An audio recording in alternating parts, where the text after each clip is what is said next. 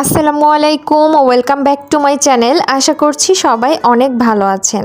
যেহেতু রমজান মাস চলে এসেছে আর 2 দিন পরেই কিন্তু রোজা শুরু হতে যাচ্ছে। রোজার সময় সারাদিন রোজা রেখে তেলে ভাজা ইফতারি আইটেমগুলোর পাশাপাশি যদি ফল থাকে তাহলে কিন্তু খুবই ভালো হয়। আমার মনে হয় তেলে ভাজা ইফতারি আইটেমগুলোর থেকে সারাদিন রোজা রেখে ইফতারের সময় বেশি বেশি করে ফল খাওয়া উচিত। আর সেই ফলগুলো যদি একটু এভাবে মেখে নেওয়া হয় কষ্ট করে তাহলে কিন্তু খেতে দারুণ লাগবে। পেয়ারা আমাদের দেশীয় ফলগুলোর মধ্যে সবথেকে অন্যতম আর জনপ্রিয় একটা ফল। পেয়ারা খেতেও যেমন টেস্টি তেমনই স্বাস্থ্যকর আর পুষ্টিতে ভরপুর। পেয়ারা কিন্তু ছোট বড় সকলেই অনেক পছন্দ করে থাকে। তো পেয়ারাটা যদি একটু কাঁচামরিচ, লবণ, বিট লবণ এগুলো দিয়ে মেখে নেওয়া হয় তাহলে কিন্তু খেতে আরও বেশি টেস্টি হয়। তো আমি এখানে রমজান স্পেশাল পেয়ারা মাখা আপনাদের সাথে শেয়ার করব। পেয়ারা মাখতে তো আপনারা সবাই পারেন, তবে আমি কিভাবে পেয়ারাটা আজকে ভর্তা বানাবো সেটাই আপনাদের সাথে শেয়ার করব।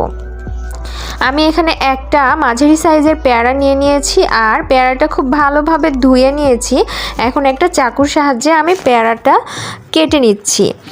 একটু ছোট ছোট করে পিস করে কেটে নিতে হবে। আপনারা এই কাজটা বটি দিয়েও করতে পারেন, তবে আমি একটা চাকুর সাহায্যে পেয়ারাটা খুব ভালোভাবে ছোট ছোট করে পিস করে নিচ্ছি।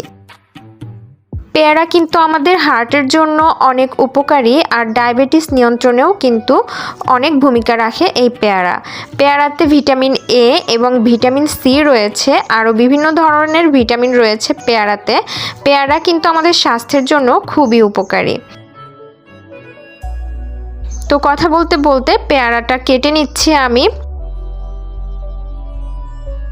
এই তো পেয়ারাটা কাটা হয়ে গেছে। আমি এখন এখানে 2টা কাঁচামরিচ কুচি করে নিচ্ছি। তবে আপনারা চাইলে চিলি ফ্লেক্স দিয়েও পেয়ারা মাখতে পারেন, তবে আমার কাছে মনে হয় শুকনা মরিচের থেকে কাঁচামরিচটা দিয়ে পেয়ারা ভর্তা বানালেই বেশি টেস্টি হয়। শুকনা মরিচ দিয়ে বানালেও টেস্টি হয়, তবে যাদের গ্যাস্ট্রিকের প্রবলেম আছে তারা এভাবে কাঁচামরিচ দিয়ে পেয়ারাটা ভর্তা বানিয়ে নিতে পারেন। তো আমার সব কিছু কাটাকাটি কমপ্লিট হয়ে গেছে। আমি এখন একটা বোলের মধ্যে উঠিয়ে নিচ্ছি সব কিছু। এই তো পেয়ারা আর কাঁচামরিচগুলো নিয়ে নিয়েছি। এখন এখানে আমি স্বাদ মতো লবণ দিয়ে দিচ্ছি। লবণটা কিন্তু বুঝে শুনেই দিতে হবে। তারপর বিট লবণ দিয়ে দিচ্ছি হাফ চা চামচ। যেহেতু বিট লবণের পরিমাণ আছে এজন্য আমি লবণটা একটু কম করেই দিয়েছি, আর লাগলে পরে আবার দিয়ে নিব। তো লবণ, কাঁচামরিচ আর বিট লবণ দিয়ে পেয়ারাটা আমি প্রথমে একটু ভালোভাবে মেখে নিচ্ছি।